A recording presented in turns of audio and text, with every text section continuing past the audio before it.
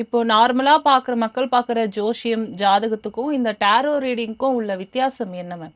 அது முன்னாடி நான் சொன்ன மாதிரி ஜாதகம்ங்கிறது ஒருத்தவங்களோட பிறந்த நேரம், கட்டம். அந்த கிரகங்களோட அமைப்பு எப்படி இருக்கு, ஒவ்வொரு அந்த பிளானட்டுடைய பிளேஸ்மெண்ட்டை வச்சு நம்ம வந்து ஹாரோஸ்கோப் சொல்லுவாங்க, ஜாதகம் சொல்றது. ஸோ இதில் வந்து அதெல்லாம் தேவையில்லை.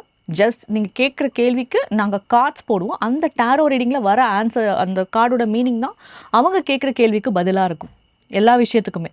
பொதுவாக வந்து ஒருத்தவங்களோட, நான் முன்னாடி சொன்ன மாதிரி அவங்களோட பாஸ்ட்டை பார்க்கலாம். இல்லை வந்துட்டு இப்போ வந்து சில பேர் வந்து கெரியர் மட்டும் பார்த்தா போதுங்க, எனக்கு அதில் மட்டும் எனக்கு சொல்லுங்கன்னா, கெரியர் ஸ்ப்ரெட்ஸ் இருக்குது. ஸ்ப்ரெட்டுன்னு சொல்லி ஒரு டிஃப்ரெண்ட் கைண்ட் ஆஃப் ஸ்ப்ரெட்ஸ் இருக்குது டாரோ ரீடிங்கில். ஸோ இப்போ இந்த கெரியர் ஸ்ப்ரெட் மட்டுமே வச்சு ஒருத்தவங்களோட கெரியரை நம்ம பார்க்க முடியும். அவங்க பாஸ்ட்டில் என்ன இருக்குது, ப்ரெசென்ட்டில் என்ன போயிட்டுருக்கு, ஃப்யூச்சர் எப்படி இருக்கும், எது வந்து அவங்களுக்கு ட்ராபேக்காக இருக்குது, இதை அவங்க மாற்றணும், இப்படி எல்லா விஷயங்களுமே நம்ம அவுட்புட் வரைக்கும் கொடுத்துருவோம். அதே மாதிரி ஒருத்தவங்களை வந்து இப்போ ரிலேஷன்ஷிப்பில் இருக்காங்க, சப்போஸ் மேரிட் கப்புள்ஸாக இருக்கலாம், இல்லை லவ் ரிலேஷன்ஷிப்பில் இருக்கலாம். ஸோ வந்துட்டு கப்புள்ஸ்க்கு பார்க்கணும் அப்படின்னாலுமே அவங்களுக்கு இண்டிவிஜுவலாக ஒரு ஸ்ப்ரெட் இருக்குது, ரிலேஷன்ஷிப் ஸ்ப்ரெட்னு இருக்குது. அதை வச்சு அவங்க ரெண்டு பேருடைய பேர், டேட் ஆஃப் பர்த் அதெல்லாம் வாங்கிட்டு அவங்களுக்கு நம்ம பார்த்து சொல்ல முடியும்.